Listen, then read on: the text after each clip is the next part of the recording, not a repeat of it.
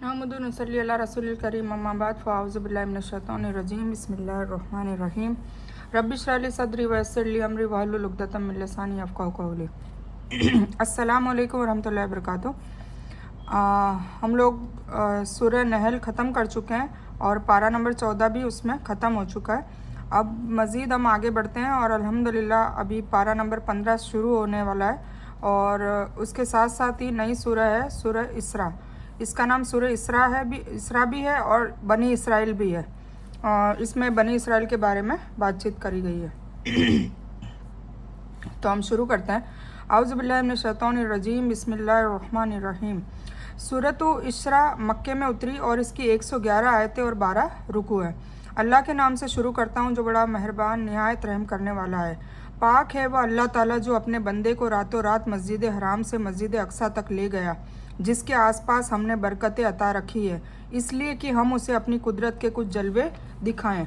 बेशक अल्लाह ताला ही अच्छी तरह सुनने और देखने वाला है। यह सूरह मक्के में नाजिल हुई, इसलिए इसे मक्की कहते हैं। इस सूरह का दूसरा नाम बनी इसराइल भी है, इसलिए कि इसमें बनी इसराइल के कुछ वाक़यात का बयान है। सही बुखारी में है कि हज़रत अब्दुल्ला बिन मसूद खुद सुनकर कहते हैं कि सूरह कैफ, सूरह मरियम और बनी इसराइल यह इब्तिदाई सूरतों में से है। इसरा का मतलब होता है रात के वक्त ले जाना। आगे लैल भी है रात, इसलिए बयान किया गया ताकि रात की कमी वाज़ेह हो जाए, यानी रात के एक हिस्से या थोड़े से हिस्से में, यानी 40 रात का यह सफ़र पूरी रात में भी नहीं बल्कि रात के एक थोड़े से हिस्से में पूरी हुई। और इफ्सा कहते हैं दूर को कहते हैं। बैतुल मक़दिस जो अल कुद्दुस या इलिया पुराना नाम नगर में है और फ़िलिस्तीन में मौजूद है। मक्का के अल कुद्स तक का सफ़र 40 दिन का है। इस बिना पर मस्जिद हराम की तुलना में बैतुल मक़दिस को मस्जिद अक्सा कहा गया है। ठीक है, मस्जिद अक्सा मतलब दूर की मस्जिद, अक्सा का मतलब होता है दूर। यह इलाका कुदरती नदियों और फलों की अधिकता और नबियों की धरती है, जहाँ उनका निवास स्थान और मदफन होने के सबब बेहतर है, इसलिए इसे मुबारक कहा गया है। इस सफ़र का यह मकसद है ताकि हम अपने इस बंदे को मुख्तलिफ और बड़ी निशानियाँ दिखाएं, जिनमें से एक निशानी और मौजज़ा यह सफ़र भी है कि इतना लंबा सफ़र रात के एक छोटे से हिस्से में हो गया। नबी करीम सल्लल्लाहु अलैहि वसल्लम को जो मेराज हुई यानी आकाशों पर ले जाया गया, वहाँ कई आकाशों पर अम्बिया अलैहिस्सलाम से मिलन हुआ।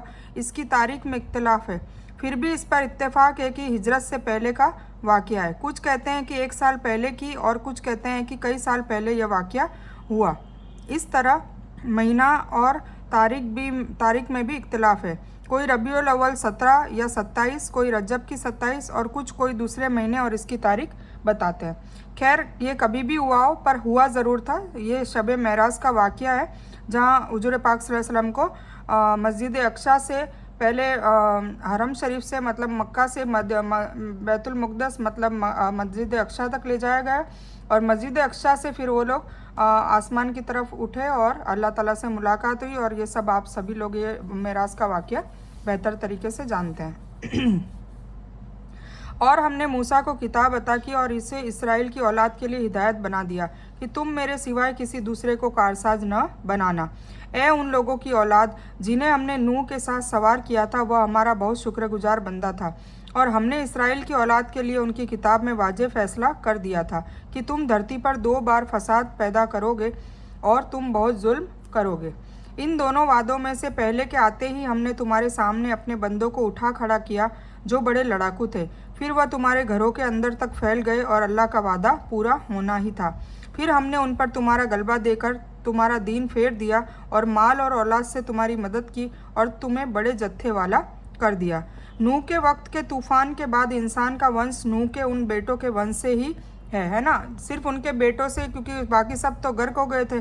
तो जो तूफ़ान आया था उस तूफ़ान में बाकी सारी दुनिया को गर्क कर दिया था, सिवाय नूह अलैहिस्सलाम के वंश और उनके गिने चुने जो ईमान लाने वाले लोग। और हर जानवर का जोड़ा भी ले लिया था, क्योंकि अल्लाह ताला ने कहा था कि हर जानवर का एक एक जोड़ा ले लो ताकि ये दुनिया फिर से बसेगी। इसीलिए दूसरा आदम कहा जाता है नूह अलैहिस्सलाम को। ठीक है, पहले आदम अलैहिस्सलाम से दुनिया बसी शुरू हुई और फिर बाद में वापस ये दुनिया को ख़त्म कर दिया और फिर नूह अलैहिस्सलाम के वंश से चालू हुआ। नूह की नाव में सवार हुए थे और तूफान से बच गए थे। इसलिए इसराइल की औलाद को मुखातिब करते हुए कहा गया है कि तुम्हारे पिता नूह अल्लाह का बहुत शुक्रगुजार बंदा था। तुम भी अपने पिता की तरह शुक्रिया का रास्ता अपनाओ और हमने जो मोहम्मद रसूलुल्लाह सल्लल्लाहु अलैहि वसल्लम को रसूल बनाकर भेजा है उनको इनकार करके नाशुक्री न करो।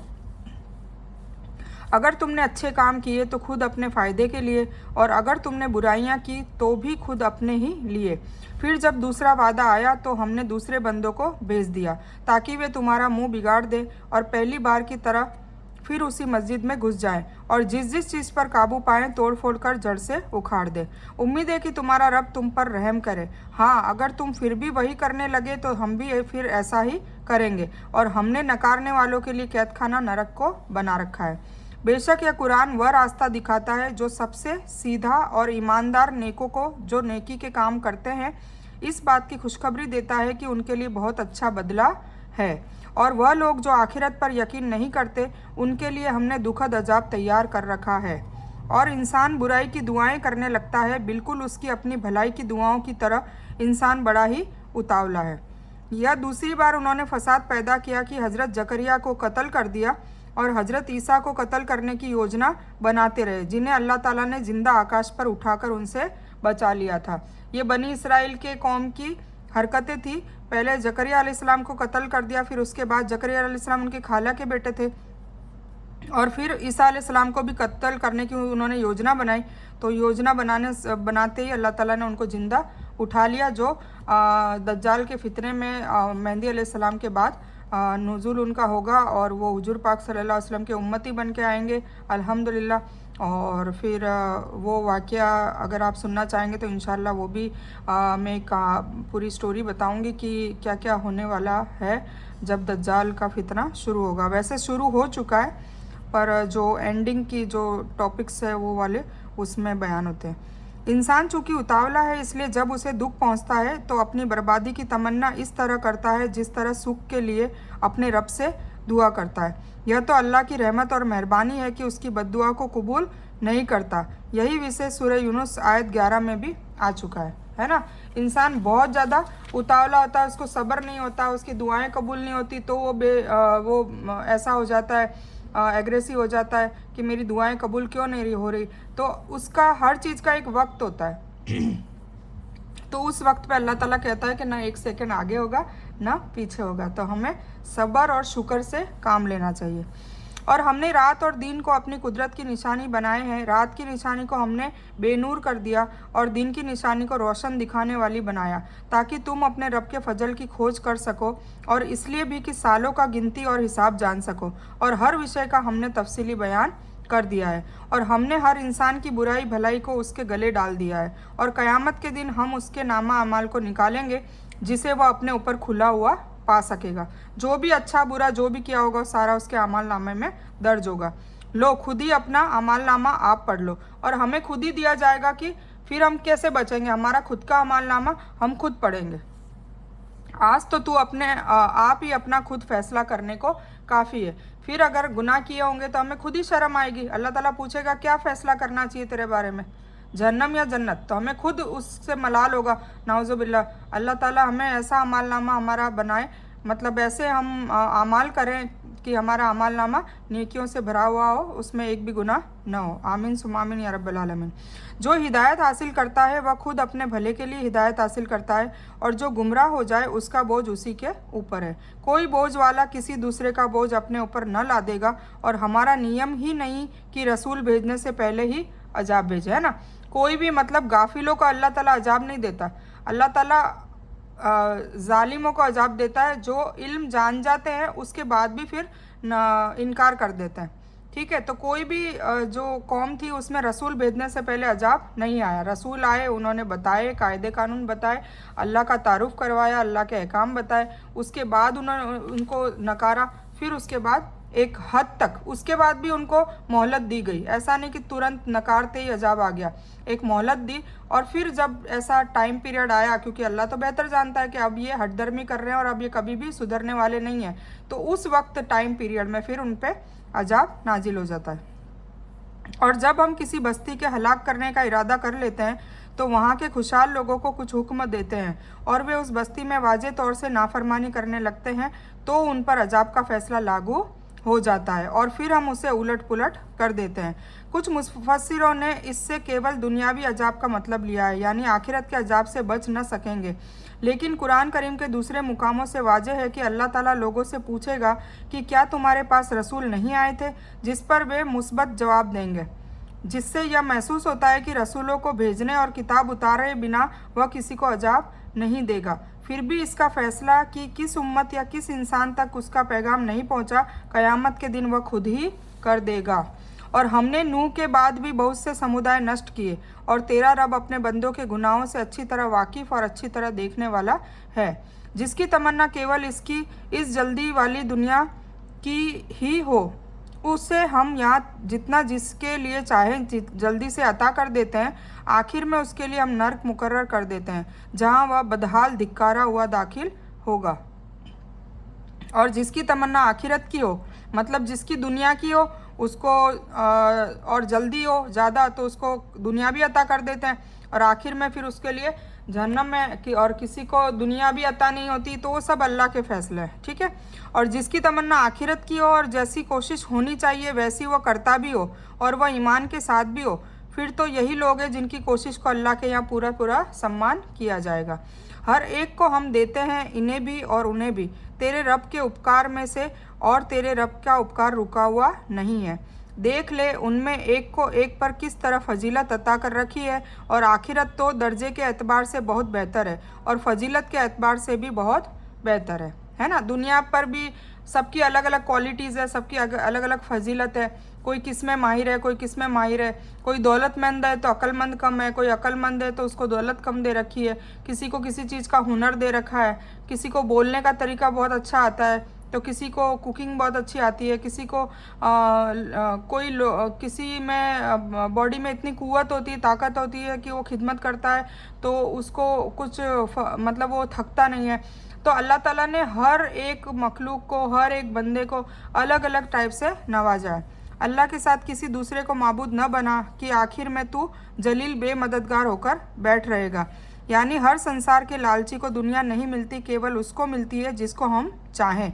फिर उसको भी दुनिया उतनी नहीं मिलती जितने की वह तमन्ना करता है, बल्कि उतनी ही मिलती है जितनी हम उसके लिए फैसला कर देते हैं। लेकिन इस दुनिया मांगने का नतीजा नरक का दायमी अजाब और उसका अपमान है।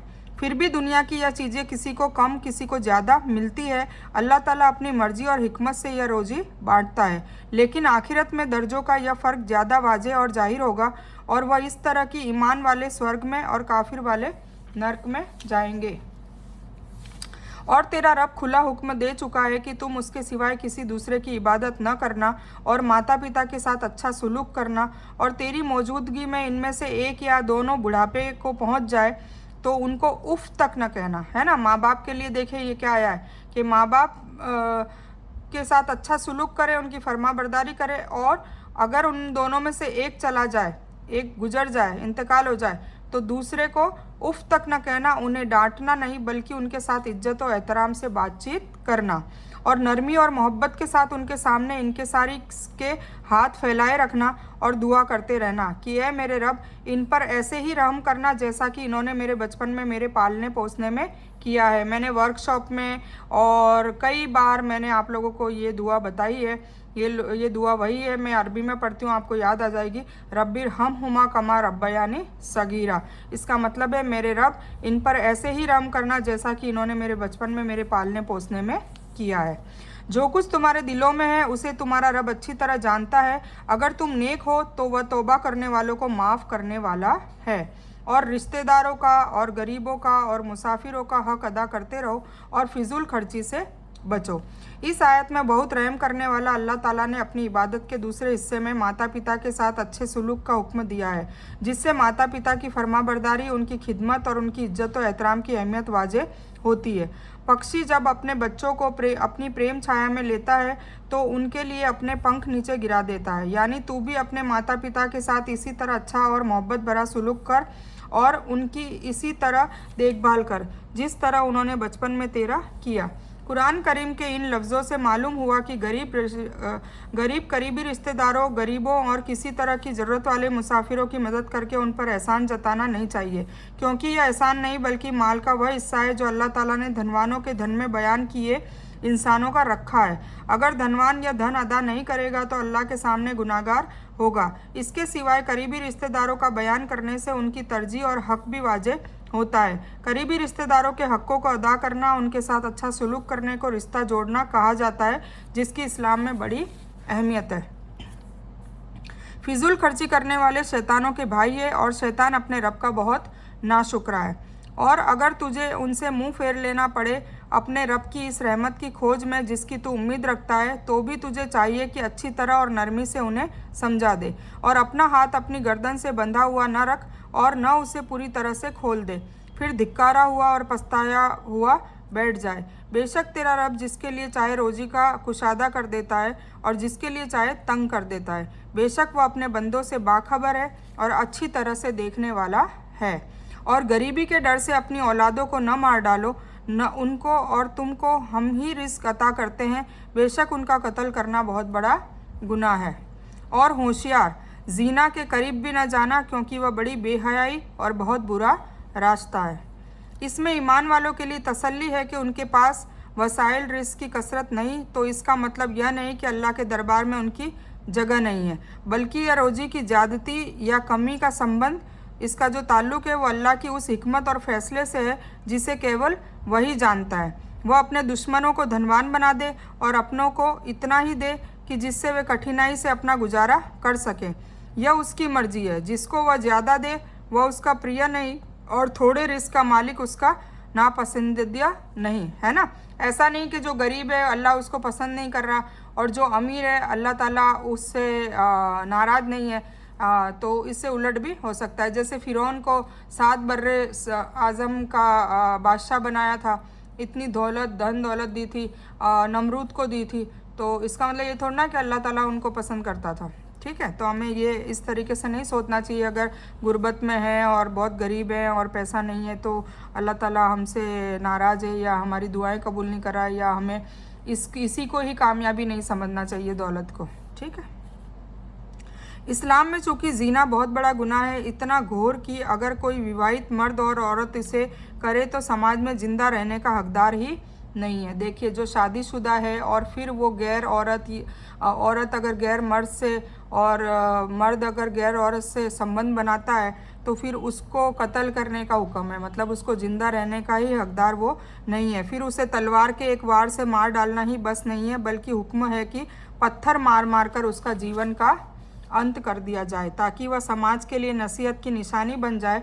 इसलिए यहाँ कहा गया है कि जीना के करीब भी न जाओ और उसके सबब और ज़रिया से ही बचकर रहो। जैसे पराई नारियों को देखना, उनसे मिलना और बात करने का जरिया बनाना, इसी तरह औरतों का बन संवर कर बिना पर्दा घर से बाहर निकलना, ये सब क्या है? ज़िना खोरी है। इन सभी बातों से बचना ज़रूरी है ताकि इससे बेहयाई से बचा जा सके। और किसी जान को जिसका मारना अल्लाह ने हराम कर दिया है, कभी नाजायज़ कत्ल न करना। और जो इंसान बेकसूर मार डाला जाए, मतलब जिसको कोई गुनाह ना हो और उसको मार दिया जाए, तो उसके वारिस को हक दे रखा है, लेकिन उसे चाहिए कि मार डालने में जल्दी न करे, बेशक उसकी मदद की गई है। और यतीम के माल के करीब न जाओ सिवाय उस तरीके के जो ज़्यादा बेहतर हो, यहाँ तक कि वह अपनी समझदारी की उम्र को पहुँच जाए। और वादा पूरे करो, क्योंकि वादा के बारे में पूछ होगी, है ना। मतलब कोई भी यतीम का वादा करो, कुछ करो, तो वादे को फिर पूरा करो, उस वादे के बारे में भी पूछताछ की जाएगी।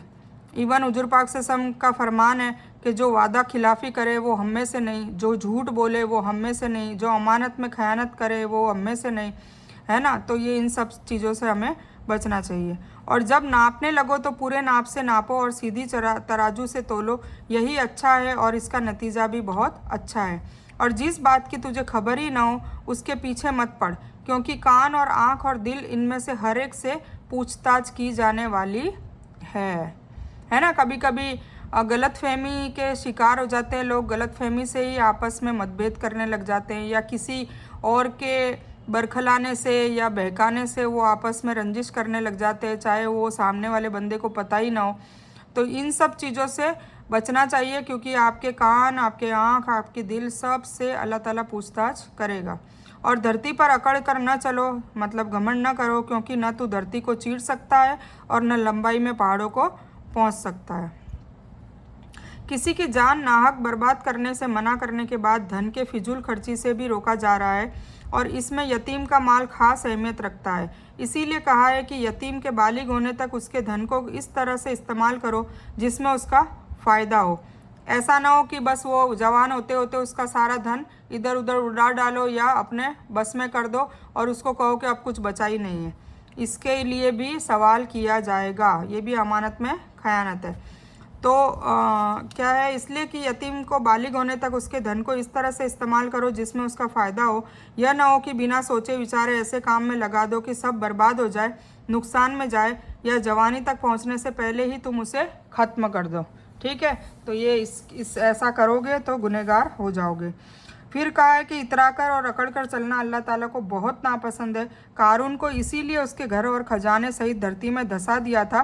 हदीस में आता है, एक इंसान 2 चादरें पहनकर अकड़ कर चल रहा था कि उसको धरती में धंसा दिया गया और वो क़यामत तक धंसता चला जाएगा। अकड़ कर चलने का अल्लाह ताला को इतना मतलब नापसंदीदा ये अमल है। यह सब कामों की बुराई तेरे रब के करीब बहुत नापसंद है। सारी चीज़ें बता दी, ठीक है। वादा खिलाफ़ी करना, यतीम का माल खाना और नाजायज़ किसी को कत्ल करना, ये सारी चीज़ें बताई है। घमंड करना, यह भी उस वही में से है जिसे तेरे रब ने तेरी तरफ हिकमत से उतारी है। इसीलिए अल्लाह के साथ किसी दूसरे को माबूद न बनाना कि धिक्कार कर और रुस्वा करके नरक में डाल दिया जाए। अगर अल्लाह ताला के सिवा किसी और को माबूद बना लिया गया, मतलब शिर्क किया गया, तो नाउज़ुबिल्लाह अल्लाह ताला जहन्नम में बहुत बड़ा अजाब देगा। क्या बेटों के लिए अल्लाह ने तुम्हें मुंतखब कर लिया है और ख़ुद अपने लिए फ़रिश्तों को बेटियां बना लिया है? बेशक तुम बहुत बड़ी बोल रहे हो, है ना। कुछ लोग कहते थे कि अपने फ़रिश्ते इनकी बेटियां हैं, नाउज़ुबिल्लाह। और हमने तो इस कुरान में हर तरह से बयान कर दिया कि लोग समझ जाएं, लेकिन इस पर भी उनकी नफ़रत ही ज़्यादा होती है। कह दीजिए कि अगर अल्लाह के साथ दूसरे माबूद भी होते जैसा कि ये लोग कहते हैं, तो ज़रूर वो अब तक अर्श के मालिक की तरफ रास्ता तलाश लेते। जो कुछ ये कहते हैं उससे वह पाक और महान है, बहुत दूर और बहुत बुलंद है, बहुत आगे है, तुम पहुंच भी नहीं सकते। इसका एक मतलब तो यह है कि जिस तरह एक राजा दूसरे राजा पर हमला करके जीत हासिल कर लेता है, इसी तरह यह देवता भी अल्लाह पर हक हासिल करने का रास्ता खुद निकालते अगर होते तो। और अब तक ऐसा नहीं हुआ, जबकि उन देवताओं को पूछते ज़माने बीत गए। तो इसका मतलब यह है कि अल्लाह के सिवा कोई माबूद है ही नहीं, कोई ऐसी ताकत ही नहीं, कोई फ़ायदा और नुकसान पहुँचाने वाला नहीं है। दूसरा मतलब यह है कि वो अब तक अल्लाह की नज़दीकी हासिल कर चुके होते, और यह मूर्ति पूजक जो यकीन रखते हैं कि उनके ज़रिए वो अल्लाह की कुर्बत हासिल करते हैं, उन्हें भी वो अल्लाह के करीब कर चुके होते, है ना। सातों आकाश और धरती और जो कुछ उनमें से है उसी की महिमा गान करती है। ऐसी कोई चीज़ नहीं जो पाकीज़गी और बड़ाई के साथ उसे याद न करती हो। हाँ, यह सच है कि तुम उसकी महिमा गान समझ नहीं सकते, वह बड़ा सहनशील और माफ़ करने वाला है। मतलब चरिंदे, परिंदे, जानवर, सूरज, चाँद, पेड़ पौधे, पहाड़, नदियाँ, सागर, समुंदर के जीव, दूसरे ग्रह, गैलेक्सी, सब अल्लाह ताला की तस्बीह बयान करता है। पर यह बात अलग है कि हमें वो समझ नहीं आती, हमें पता नहीं चलता है, पर सब लोग अल्लाह ताला की तस्बीह, अल्लाह ताला की पाकीज़गी बयान करते हैं।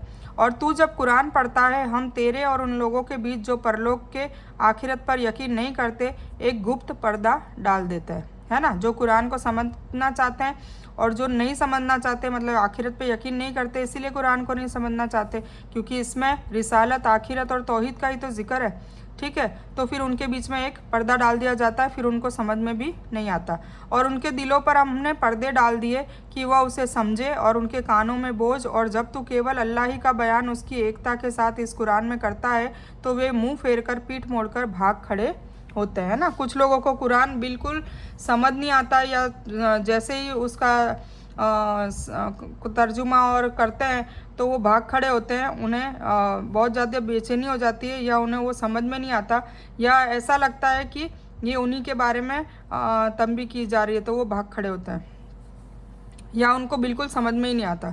तो ये सारी चीज़ें अल्लाह ने बता दी। जिस मकसद से वे उसे सुनते हैं उनके इरादों से हम अच्छी तरह से वाकिफ़ है, क्योंकि उनका मकसद ही कुछ और होता है। जब ये आपकी तरफ कान लगाए हुए होते हैं तब भी, और जब ये विचार विमर्श मतलब मशवरा करते हैं तब भी, जबकि ये जालिम कहते हैं कि तुम उसकी इत्तिबा में लगे हुए हो जिस पर जादू कर दिया गया है। यानी सब उसी की फरमाबरदार और अपनी अपनी बोली में उसकी तस्बीह और गुणों का बयान करते हैं, अगरचे हम उनकी महिमा और गुणों के बयान को न समझ सके। इसकी तस्दीक कुरान की दूसरी आयतों से भी होती है, जैसे हज़रत दाऊद के बारे में आता है कि हमने पहाड़ों को दाऊद के अधीन मतलब ताबे कर दिया, बस वे सुबह शाम उसके साथ अल्लाह की पाकीज़गी का बयान करते हैं। यानी नबी सल्लल्लाहु अलैहि वसल्लम को ये जादू से पीड़ित समझते हैं और ये समझते हुए कुरान सुनते और आपस में कानाफूसी करते हैं, इसलिए हिदायत से महरूम है। देखे तो सही वे आपके लिए क्या क्या मिसाल देते हैं, इसलिए वे बहक रहे हैं। अब तो रास्ता पाना उनके वश में नहीं रहा। उन्होंने कहा कि क्या जब हम हड्डियाँ और धूल हो जाएंगे तो क्या हम नए जन्म में दोबारा उठाकर खड़े कर दिए जाएंगे? जवाब दीजिए कि तुम पत्थर बन जाओ या लोहा या कोई ऐसी चीज़ जो तुम्हारे दिलों में बहुत ही महान प्रतीत होती हो। फिर वह पूछे कि कौन है जो दोबारा हमारा जीवन लौटाए? जवाब दें कि वही अल्लाह जिसने तुम्हें पहली बार पैदा किया। इस पर वे अपने सिर हिला हिलाकर आपसे पूछेंगे कि अच्छा यह कब होगा? तो आप जवाब दें कि क्या ताज्जुब है कि वह करीब ही आ लगी है ना। मतलब तुम कुछ भी बन जाओ, पत्थर बन जाओ, लोहा बन जाओ, ये बन जाओ, वो बन जाओ, मिट्टी बन जाओ, हड्डियाँ बन जाओ, धूल बन जाओ, राख बन जाओ, पर तुम्हें अल्लाह ताला फिर से पैदा मतलब फिर से तुम में जान डालेगा। जिस दिन वह तुम्हें बुलाएगा तुम उसकी तारीफ़ करते हुए, इताअत करते हुए और अंदाज़ा करोगे कि तुम्हारा रहना बहुत कम है। मतलब जिस दिन क़यामत आ खड़ी होगी तो सब अपने अपने कब्रों में से जो जहाँ पर होगा वहाँ से उठ खड़े होंगे और मैदान हशर में भागेंगे, और फिर उनसे पूछा जाएगा कि तुम कितने टाइम तक दुनिया में रहे या कब्र में जहाँ भी रहे। तो कहेंगे हम थोड़े से टाइम में, मतलब उनको वो भी चीज़ पता, उसका भी अंदाज़ा नहीं होगा। और मेरे बंदों से कह दीजिए कि वह बहुत ही अच्छी बात अपने मुंह से निकाला करे, क्योंकि शैतान आपस में फूट डलवाता है। बेशक शैतान इंसान का खुला दुश्मन है। देखिए अब ये क्यों हमें नसीहत दी है कि हमेशा हर इंसान को हर इंसान के लिए अच्छा बोलना चाहिए, उसके लिए पॉजिटिव बोलना चाहिए। अगर उसने नेगेटिव बोला गलती से भी तो शैतान फिर क्या करता है, फूट डलवाता है और आपस में लड़ाई झगड़े होते हैं। इसीलिए ज़ुबान का इस्तेमाल, अल्फाज का इस्तेमाल बहुत बेहतरीन तरीके से करना चाहिए, उससे फसाद से बचा जा सकता है। तुम्हारा रब तुम्हारे मुकाबले तुमसे ज़्यादा जानने वाला है। वह अगर चाहे तो तुम पर रहम कर दे, चाहे तो तुम्हें सज़ा दे दे। हमने आपको उनका उत्तरदायी बनाकर नहीं भेजा, और आकाशों और धरती में जो कुछ भी है आपके रब का सबको अच्छी तरह जानता है। आपका रब सबको अच्छी तरह जानता है। हमने कुछ पैगंबरों को कुछ पर फजीलत अता की है, और दाऊद को जबूर हमने ही अता की है। कह दीजिए कि अल्लाह के सिवाय जिन्हें तुम माबूद समझ रहे हो उन्हें पुकारो, लेकिन न तो वह तुमसे किसी दुख को दूर कर सकते हैं और न ही बदल सकते हैं। जिन्हें ये लोग पुकारते हैं वे खुद अपने रब की नज़दीकी की खोज में रहते हैं कि उनमें से कौन ज़्यादा करीब हो जाए। वे खुद उसकी रहमत की उम्मीद रखते हैं और उसके अजाब से डरते हैं। बात भी यही है कि तेरे रब का अजाब डरने की चीज़ है, और जितनी भी बस्तियां हैं हम क़यामत के दिन से पहले या तो उन्हें तहस नहस कर देने वाले हैं या बहुत सख्त सज़ा देने वाले हैं। यह तो किताब में लिखा जा चुका है। और हमें निशानियां उतारने से रोक केवल इसी की है कि अगले लोग इन्हें झुठला चुके हैं। हमने समूद को बसीरत के तौर पर ऊँटनी दी, लेकिन उन्होंने उस पर जुल्म किया। हम तो लोगों को केवल धमकाने के लिए निशानियाँ भेजते हैं। तो अल्लाह ताला कह रहा है कि हमको कोई चमत्कार उतारने के लिए किसी ने रोका नहीं है, पर जब भी चमत्कार मौजज़ा जब भी उतारा है तो उस कौम ने उसी चीज़ उसको भी झुठलाया है। इसीलिए अल्लाह ताला बार बार मौजज़े और करामत करना नहीं चाहता। इस आयत में मन दूना से मुराद फरिश्ते और बुज़ुर्गों की वे तस्वीरें और मूर्तियाँ हैं जिनकी वे पूजा करते थे, या हज़रत उजैर और मसीह है जिन्हें यहूदी और ईसाई अल्लाह का बेटा कहते हैं, नाउज़ुबिल्लाह, और उन्हें सिफ़ात इलाही से युक्त मानते थे। वे जिन्नात हैं जो मुसलमान हो गए थे और मूर्ति पूजक उनकी पूजा करते थे। इसलिए कि इस आयत में बताया जा रहा है कि वे खुद भी अल्लाह की कुर्बत हासिल करने की कोशिश करते और उसकी रहमत की तमन्ना करते और उसके अजाब से डरे हुए हैं। यह गुण बेजान पत्थरों में नहीं हो सकता। इस आयत से वाज़ेह हो जाता है कि अल्लाह के सिवाय जिनकी इबादत की जाती रही है वे केवल पत्थर की मूर्तियां ही नहीं थी, अल्लाह के वे बंदे भी थे जिनमें से कुछ फरिश्ते, कुछ औलिया, कुछ नबी और कुछ जिन्नात भी थे। देखिए पहले की कौमों में भी ये रोग था जो अभी हमारी कौम में भी है। अल्लाह ताला ने सबके बारे में फरमाया है कि वह कुछ नहीं कर सकते, न किसी के दुख को दूर कर सकते हैं, न किसी की हालात को बदल सकते हैं। अब उसमें सिर्फ पत्थर की मूर्तियां नहीं आ रही है, उसमें कुछ फरिश्ते, कुछ औलिया, कुछ नबी और कुछ जिन्नात, इन सब के बारे में चर्चा की गई है। तो हमें भी इससे सबक हासिल करना चाहिए। कुछ लोग वहाँ औलिया इकराम के कब्रों पे जाते हैं, दरगाहों में जाते हैं और फिर वहाँ पे नज़र मानते हैं, मन्नतें मांगते हैं।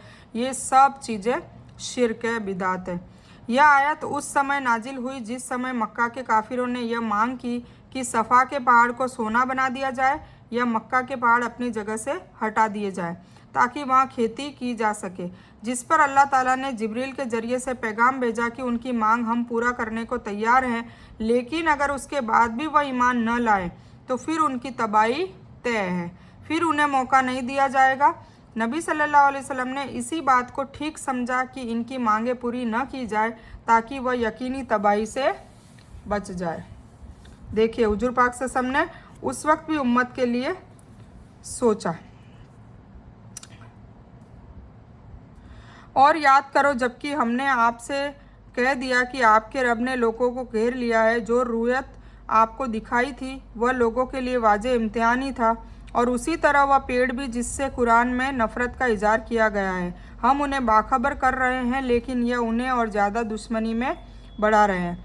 और जब हमने फरिश्तों को हुक्म दिया कि आदम को सजदा करो तो इब्लिस के सिवाय सबने किया। उसने कहा कि क्या मैं उसे सजदा करूं जिसे तूने मिट्टी से बनाया है? अच्छा देख ले, उसे तूने मुझ पर फजीलत तो दी है, लेकिन अगर तूने मुझे क़यामत तक मौका दिया तो मैं इसकी औलाद को बहुत कम लोगों के सिवाय अपने वश में कर लूँगा। ये इब्लिस की चाल, मतलब इब्लिस का बदला है जो आज दिन तक और क़यामत तक इब्ने आदम मतलब आदम अलैहिस्सलाम के बच्चे मतलब हम लोगों को वो वसवसे में डालता है और वो जहन्नम की ओर झोंकने की कोशिश करता है। हुक्म हुआ कि जा, उनमें से जो भी तेरा पैरोकार हो जाएगा तो तुम सब की सज़ा नरक है जो पूरा बदला है। उनमें से तू जिसे भी अपनी बात से बहका सके बहका ले, उन पर अपने सवार और पैदल चढ़ा ले, और उनके माल और औलाद में से अपना भी साझा लगा और उन्हें झूठा वादा दे ले। उनसे जितने भी वचन शैतान के होते हैं सबके सब पूरा धोखा। ये अब हमें समझना चाहिए, सारे धोखों में हम फंस जाते हैं। सहाबा और ताबेइन ने इस दर्शन की तफसीर ज़ाहिरी रूयत से की है। इससे मुराद मेराज का वाक़या है जो बहुत से कमज़ोर लोगों के लिए भटकावे का सबब बन गया है और वे मुर्तद हो गए। और पेड़ से मुराद जक्कुम का पेड़ है जिसको नबी सल्लल्लाहु अलैहि वसल्लम ने मेराज की रात नरक में देखा था। अभिमान का मतलब होता है गलत काम को इस तरह जाहिर किया जाए कि वह अच्छा और ठीक लगे। मेरे सच्चे बंदों पर तेरा कोई काबू और वश नहीं, और तेरा रब बड़ा कारसाज काफ़ी है। तुम्हारा रब वह है जो तुम्हारे लिए नदी में नौकाएं चलाता है ताकि तुम उससे फजल की खोज करो। वह तुम्हारे ऊपर बड़ा रहम करने वाला है। और समुंदर में मुसीबत पहुंचते ही जिन्हें तुम पुकारते थे सब भूल जाते हो, केवल वही अल्लाह बाकी रह जाता है। फिर जब वह तुम्हें थल की तरफ महफूज ले जाता है तो तुम मुंह फेर लेता हो, और इंसान बहुत ही नाशुक्रा होता है ना। जब नेमतें आती है तो हम अल्लाह ताला को भूल जाते हैं, और जब दुख आता है तो अल्लाह ताला के बस नमाजों में रोज़ों में उसमें लग जाते हैं, दुख उसको दूर करने के लिए, अल्लाह को राज़ी करने के लिए। और जैसे ही वापस दुख अल्लाह दूर कर देता है तो फिर भूल जाते हैं। तो इंसान बहुत ही नाशुक्रा है। तो क्या तुम इससे बेखौफ हो गए हो कि तुम्हें थल के किसी हिस्से में ले जाकर धरती में धंसा दे या तुम पर पथराव की आंधी भेज दे, फिर तुम अपने लिए किसी साथी को न पा सको? मतलब अगर तुम समुंदर से किनारे तक पहुंच गए हो तो फिर क्या बेखौफ हो गए हो? अगर ज़मीन में भी धंसा सकता है अल्लाह ताला तो, या कोई पत्थर की आंधी भेज सकता है। अगर अल्लाह ताला तुमको सज़ा देना चाहे या तुम्हारी पकड़ करना चाहे तो कहीं भी कर सकता है ना। 7 किलो में भी हम अगर कैद होंगे तो हम बच नहीं सकते। क्या तुम इस बात से बेखौफ हो गए हो कि अल्लाह ताला दोबारा तुम्हें नदी के सफ़र में ले आए और तुम पर तेज़ हवा के झोंके भेज दे और तुम्हारे कुफ्र के सबब तुम्हें डुबो दे, फिर तुम्हें अपने लिए हम पर उसका दावा करने वाला किसी को न पाओगे? और फिर कहा है कि एक बार समुंदर से बचा लिया तो क्या दूसरी बार नदी में तुम्हें सफ़र में अल्लाह ताला ऐसा असबाब बनाकर वापस लेकर आ सकता है और फिर डुबो सकता है या तेज़ हवा के झोंके भेज सकता है। मतलब अल्लाह ताला कुछ भी कर सकता है। और बेशक हमने आदम की औलाद को बड़ी इज्जत दी, उन्हें थल और जल की सवारियां दी, उन्हें पाक चीज़ों से रिस्क दिया, और अपनी बहुत सी मखलूक पर उन्हें फजीलत भी दी, है ना। हमें अशरफुल मखलूक़ात कहा जाता है। यह इज्जत और एहतराम के तौर पर सभी को हासिल है, चाहे ईमान वाला हो या काफिर, क्योंकि यह इज्जत दूसरी मखलूक, जान और जमादात या नबादात वगैरह की नहीं है। ठीक है, हम 70 तक ही लेते हैं, फिर मजीद आगे हम इंशाल्लाह कवर करेंगे दूसरी वीडियो में। तो मैं ये बयान को यहीं पर मुकम्मल करती हूँ। इस बयान में कुछ भी दीन की और अच्छी और हक बात आई है वो सिर्फ़ और सिर्फ अल्लाह की तरफ से है, और बुरी या गलत बात जो गलती से या जज्बात में आकर मेरे मुंह से कुछ भी गलत वर्ड या कोई बात निकल गई हो तो मेरी तरफ से है, और इस गलती के लिए मैं अल्लाह अज़्ज़ व जल से और आप सभी लोगों से माफ़ी की तलबगार हूँ। मैं कोई आलिमा नहीं हूँ, मैं सिर्फ तालिब इल्म हूँ। अल्लाह मेरी कोशिश से आप सभी को सही नफ़े बख्श इल्म पहुँचाए और मैं आप लोगों की हिदायत और हिकमत में सदका जारिया बनूँ, बस मेरी यही तमन्ना है। आमीन सुम्मा आमीन या रब्बल आलमीन। रब्बना आतिना मिन लदुनका रहमतम वही लना मिन अमरिना रशदा। अल्लाहुम्मा सल्ली अला मोहम्मद व अला आलि मोहम्मद कमा सल्लैता अला इब्राहीम व अला आलि इब्राहीम इन्नका हमीदुम मजीद। अल्लाहुम्मा बारिक अला मोहम्मद व अला आलि मोहम्मद कमा बारकता अला इब्राहीम व अला आलि इब्राहीम इन्नका हमीदुम मजीद। व आखिरु दावाना अनिल हम्दुलिल्लाहि रब्बिल आलमीन।